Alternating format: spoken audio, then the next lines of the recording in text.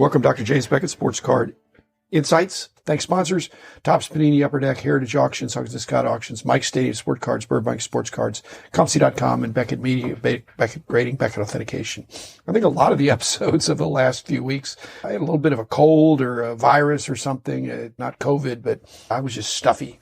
At any rate, 924, the last 25 episodes, Upper Deck SP over the years. My specialty is to try past, present, and future, to try to give you insights for the future that are based on an interpretation of the past for someone who was there, as well as what's going on right now. Really enjoyed that. I hope I succeeded with that. I thank Upper Deck for providing a very enjoyable box for me to review and look at. 926, Keith Hauer. He was formerly the Panini basketball brand manager. If you're following, you know that he is no longer at Panini. I think he was very happy at Panini, but there have been rumors that basketball is moving perhaps sooner rather than later to Topps, in effect, Fanatics. Keith has resigned from Panini. He used to work for me. He's a good guy. He's very solid, has great basketball chops. I know he'll do a great job wherever he is. And we'll see how that plays out. 927, Melancholy, my tribute to Bill Huggins, my friend and one of the auction sponsors. They're going to continue on. It's a huge loss, but he had built a system. He has a great son. He has great teammates. The show will go on. They'll really miss him, but there are a lot of things in place with his team to carry on. I'm happy to have them as sponsors, and I'll probably get some of the other guys on the podcast just to kind of figure out how they're dealing with that. But he wasn't in great health, but when somebody dies that's younger than me, it certainly gets my attention. I'm going to the funeral, which is the following weekend. Condolences to Nancy, Ricky, and the whole family and team. So 928 was Bobby Baseball, obviously not his name, but it's a good name. And he has a fabulous collection, a very talented executive and a high net worth individual. There are those out there. I love it when, just like the executives in the industry, when they have a passion for the sport, a passion for the cards, those are the guys I love to talk to. So I really had a great time with Bobby. He's got a great collection, and I'm not going to out him for what his real name is, but he's a player. 929 and 30 were the outtakes from Victor Roman on his, I think, YouTube channel interviewing me. So a lot of these times when that happens, I like to capture part of it. I like to edit it heavily enough that I'm fitting my 15 minutes, but he's asking me questions, which is just a different thing than me asking the questions. And there's a lot of things he'll ask me, and I'll think, does everybody know that? And I just take some things for granted. So I love it when I'm interviewed by a passionate person that digs deep in a subject and asks me, what was it like, or what was the situation? And I think, gosh, I thought everybody knew that, but my mistake. So thank you, Victor, for digging deep. 931 was the dueling questions with Keith Hauer. Again, really believe he was happy at Panini. He loved the guys there. And spoke so highly of, the company, but the landscape is changing and he's no longer there. 932 was the dueling questions with Bobby Baseball. We spent a bunch of time and I just chopped it into 2 episodes. And I told him, I said, I want to hear your questions, and I've got some questions for him. He is the CEO of a very large company. And I was the CEO of Beckett Publications, which was not a huge company. We had 175 employees at the peak. It was all I could handle, but he has a larger enterprise that's very successful, and happy for him. And again, he's channeling that into part of his pastime and relaxation, his hobby. So good recipe for mental health, I think, is to have a great hobby. 933, outtakes on the prospecting and the Hall of Fame from Hobby Hotline. I'm on once a month, and I try to capture 15 minutes of it just to share with those of you who may not do the Hobby Hotline on Saturdays or Tuesdays, but it's really worth an original listen or watch, depending on whether you want to do podcasts or YouTube. 934 and 5 were the basketball card fanatic interviews from more than a month before, but the audio aspect of it, Adam transcribed it. He just did a really good job.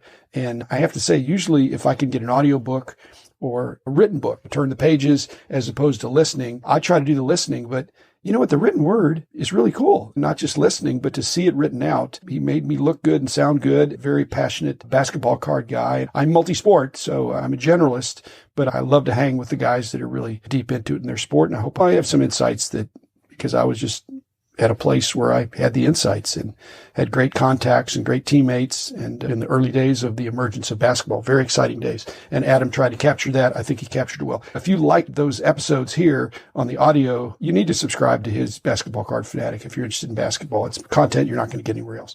936 was the sustainability episode with Rich. All my episodes with Rich are a lot of fun, and there were others there too, which I mentioned in there. But if you're not independently wealthy, you need to have a cap on your spending.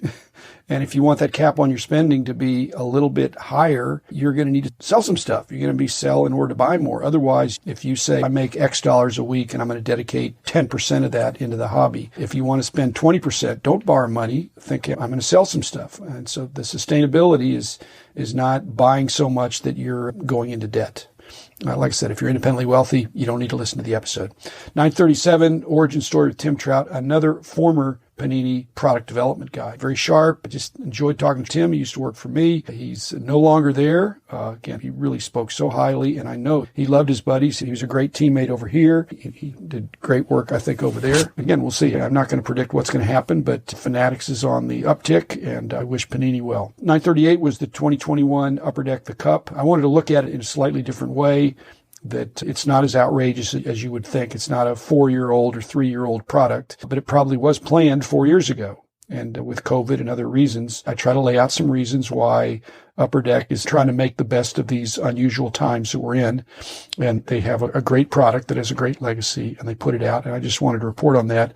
And again, if Upper Deck is still a year behind next year and the year after, then that'll be different. But I think this is an exceptional circumstance. 939 was the 9.5 insights about how BGS began with a 9.5 exactly when PSA did not have one. And I think if you go back to those days, I think SGC had a 100-point scale with 88s and 84s. And in the early days when I was the boss, we were winning awards from our competitors saying that we were the number one grading company. We weren't number one, I don't think, ever in volume, but we were a market leader in terms of innovation. And the report card was a big part of that. Again, this was a couple weeks before the Mint Collective, when there's an announcement that is then later withdrawn, was not consulted. In fact, I wish the Beckett brass had listened to my episode 2 weeks before, because it's not going in the direction that I suggested. But again, I sold the company. I'm not the boss anymore. 940, dueling questions with Tim Trout. Same thing. Again, giving guys a chance to ask me some questions. We had a good time, and I wish him well in his new position. 941 was the what if on no flippers. I've just listened to all these other podcasts, and flippers are not bad. The bees are not bad. You get stung by a bee, so that's terrible. Bees provide a service. Squirrels. I've got lots of squirrels in my yard that are coming and going. I don't know where they're coming from.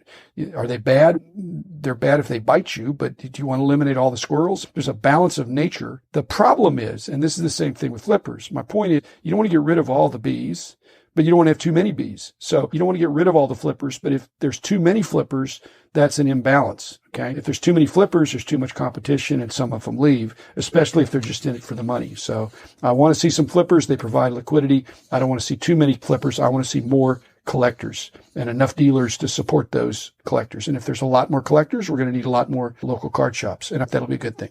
942, the outtakes from another Hobby Hotline episode on the NIL and etiquette. And again, the etiquette. It's important that the hobby, whether it's through social media, public or private, that there would be specific criticism that is put out there, but not attacks. I don't want to see attacks. When I was wanting to get feedback, I wanted specific criticism, not don't attack the company or attack me. You can say, I think that's a bad decision, and here's why. That's helpful. 943 was my fun time with John Keating on the next to last episode that he had. Again, I thought that was his last episode, but he is back. So you'll find that out later. 944, the next big thing. That's just me riffing on just thinking about some possible next big things, that whether big things or gigantic things or things that never came to pass. It's just something to think about. Some of you always want to know what the next big thing is. I don't know. There's some things that have been dormant or out of vogue for the 50 years that I've been super active in the industry.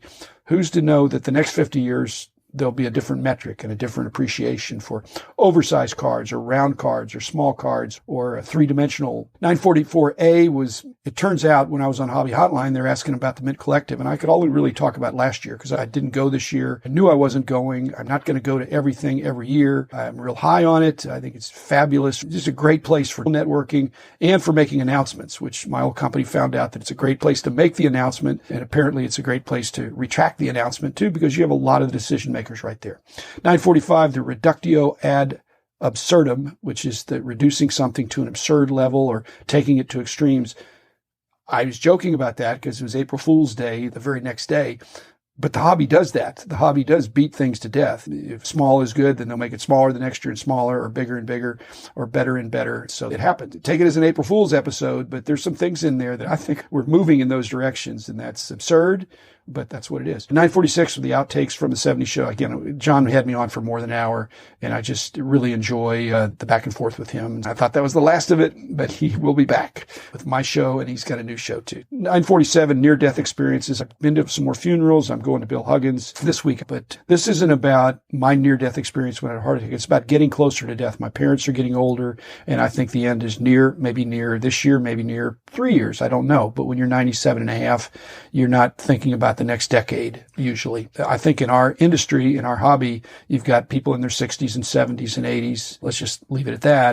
Whether they recognize it or admit it, they need to be thinking everybody's going to die sooner or later. And we all hope it's later when we're in good health, obviously. So I just was going to walk through them. I'm really thinking about it with respect to my parents. And in 20 years, maybe I'll be having to think about those things, and somebody can replay my podcast and say, hey, here's what you said back in 2023. One more. Yeah. The 64 and 65 tops baseball episode I did with Rich. All my episodes with Rich are fun. We didn't know each other in 64 and 65. In fact, we didn't know each other when he was attacking those sets and I was attacking those sets, because this was probably in the mid 70s when I got those sets or put them together, whatever. And same thing with Rich. And so we could compare notes, even though I was probably in Ohio for most of that, although I did go to the East Coast shows, and Rich was pretty exclusively in New Jersey and New York.